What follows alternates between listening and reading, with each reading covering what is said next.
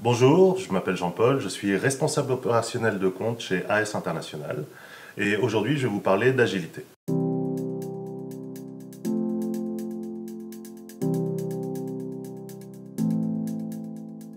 J'ai intégré la société AS International en 2010 en tant qu'ingénieur de production, spécialisé sur la partie Linux et Windows, vers des postes de chefferie de projet, d'administrateur de produits, de supervision par exemple, d'architecte technique, d'administrateur Big Data. En dehors de AS International, avant d'intégrer AS International, je travaillais depuis 10 ans déjà dans le domaine de la production.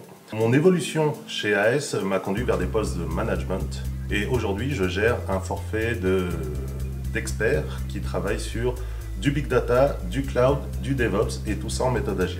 Le type de profil que je gère actuellement sont des jeunes diplômés sortis d'école avec une expérience soit en alternance, soit de stage, mais vraiment une expérience assez courte. Je me suis rendu compte que malgré mes 20 ans d'expérience, comparé à eux, j'étais un petit peu à la traîne techniquement. Je m'explique, c'est que moi, quand j'étais à l'école, on m'a appris la date des guerres, par exemple. Eux, on leur a appris à se servir d'outils DevOps, de faire de l'infra, automatiser la création d'infrastructures qui permettent d'installer les applications dessus, d'automatiser les déploiements de ces applications, les mises à jour également. Aujourd'hui, avec les outils DevOps, les jeunes profils juniors arrivent à réaliser les mêmes tâches que des profils plus expérimentés. Les outils prennent absolument tout en compte. Les jeunes profils avec les outils DevOps arrivent à fournir des infrastructures, des applications, des automatismes qui permettent de déployer, de mettre à jour les applications. Les outils DevOps sont indissociables de la méthode agile.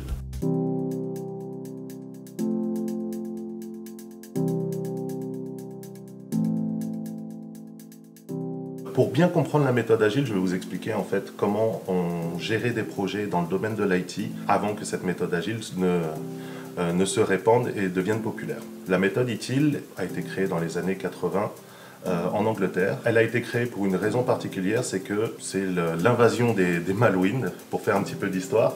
L'armée anglaise n'a pas su répondre, il y avait un problème dans la chaîne de commandement, ce qui fait que l'invasion des Malouines a pu être réalisée par l'Argentine. En conséquence de ça, Thatcher a demandé à son gouvernement de travailler sur une méthode qui permet de définir clairement tous les niveaux d'escalade. Le soldat qui doit transmettre un ordre sait exactement à qui le transmettre et s'il doit communiquer cet ordre, tout est tracé, tout est écrit, tout est décrit dans des documents.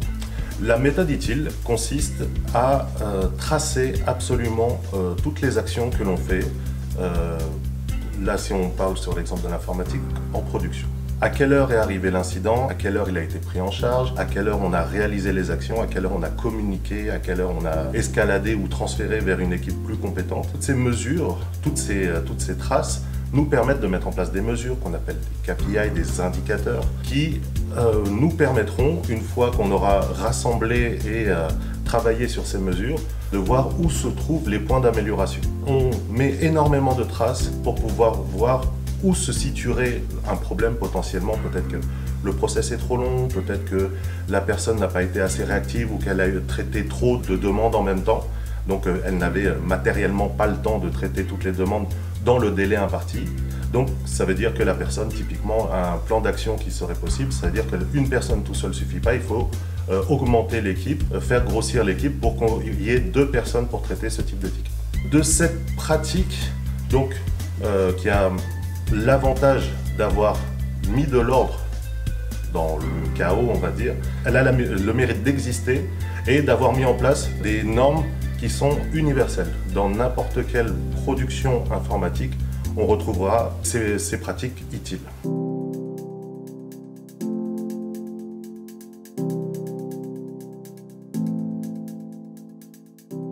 L'effet pervers de la méthode ITIL, ça a été de déresponsabiliser tous les acteurs.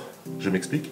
C'est que on en est arrivé à un point où, vu qu'on mesurait le travail de chaque équipe s'est efforcée de respecter juste les indicateurs qui étaient en place. C'est-à-dire qu'aujourd'hui, quand un incident se produit, ça veut dire qu'il y a un problème quelque part. Ça veut dire qu'il y a, au final, un utilisateur qui n'arrive pas à travailler. Cette vision-là a été perdue dans tous ces process ITIL et l'équipe en charge de l'incident va juste s'assurer qu'elle a bien respecté tous les indicateurs, à savoir qu'elle a pris en charge l'incident en temps et en heure et qu'elle a communiqué dessus, qu'elle l'a transféré aux équipes compétentes, etc. Avec beaucoup moins de soucis sur le fait de régler l'incident rapidement afin de rendre le service à l'utilisateur final. La méthode agile, contrairement aux méthodes ITIL où on était vraiment siloté par service, chacun des services se faisait une petite guerre des tranchées, on va dire, où chacun se rejetait la faute l'une sur l'autre en se justifiant, en expliquant que eux, ils avaient respecté leurs indicateurs. La méthode agile aussi, aujourd'hui, essaye de rassembler toutes les équipes, tous les acteurs qui permettent de rendre le service à l'utilisateur final au sein d'une même équipe. Cette organisation permet qu'on parte du développeur qui récupère le besoin utilisateur, qui le transforme dans un outil informatique, jusqu'à ce qu'on puisse le mettre en production, à savoir le rendre disponible à l'utilisateur. Dans cette organisation, toutes les personnes sont intégrées dans le processus afin que tout le monde partage sur les difficultés de chacun. Le développeur, par exemple, va avoir des problématiques de délai. L'utilisateur qui exprime un besoin le veut pour tout de suite, ne le veut pas pour dans 6 mois. Du coup, le développeur a vraiment une problématique de réactivité, de rapidité pour fournir ce service à celui qui a exprimé le besoin. Aujourd'hui, le développeur, sa problématique à lui, c'est de répondre rapidement aux besoins des études, du métier, de l'utilisateur final.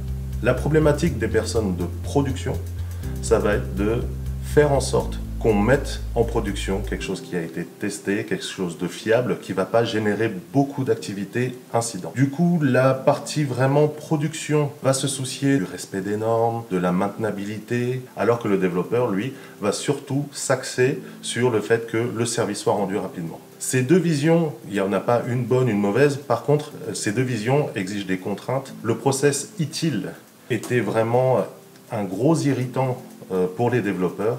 Ça demandait énormément de process, énormément d'intermédiaires avant de pouvoir rendre le service. Du côté production, la méthode ITIL était rassurante, mais du coup c'était vraiment chronophage de passer par toutes ces étapes de validation. La méthode agile permet de concilier les deux problématiques principales de ces gens-là, sans pour autant sacrifier une de ces deux visions. La personne de production et la personne du développement vont s'entretenir et arriver à un consensus pour dire voilà, je suis d'accord pour rallonger un petit peu le délai, mais de l'autre côté, il faut quand même qu'il y ait un minimum requis en termes de fiabilité, de tests, de documentation, afin que les deux aspects soient vraiment respectés.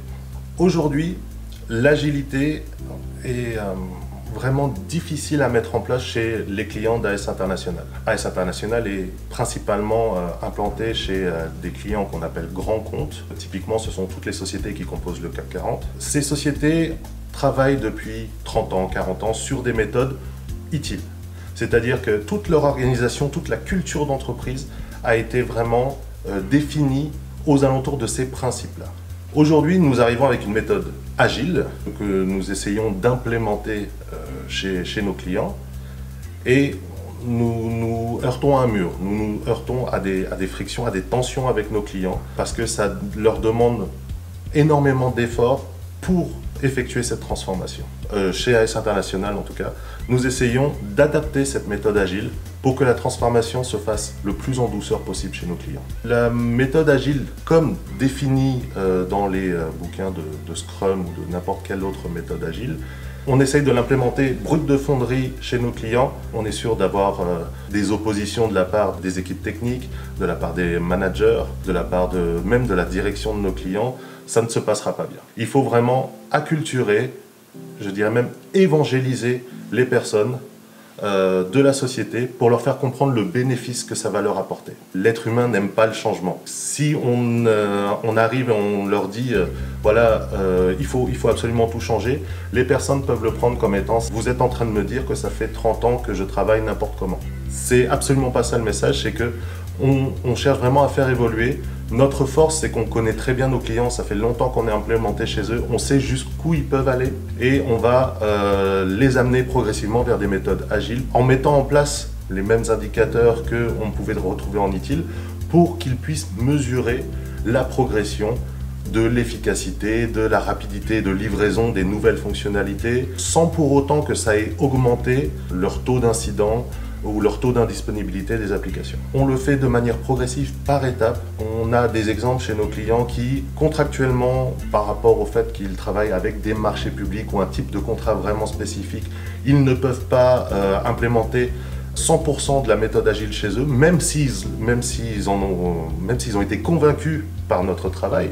Ils ne peuvent pas implémenter 100%, on va implémenter 90% de la méthode agile chez eux et il restera 10% des anciens process qui perdureront parce qu'on n'a pas le choix. On adapte vraiment cette méthode agile chez nos clients à ce qu'ils sont capables d'accepter, que ce soit d'un point de vue mentalité, d'un point de vue opérationnel ou d'un point de vue tout simplement légal.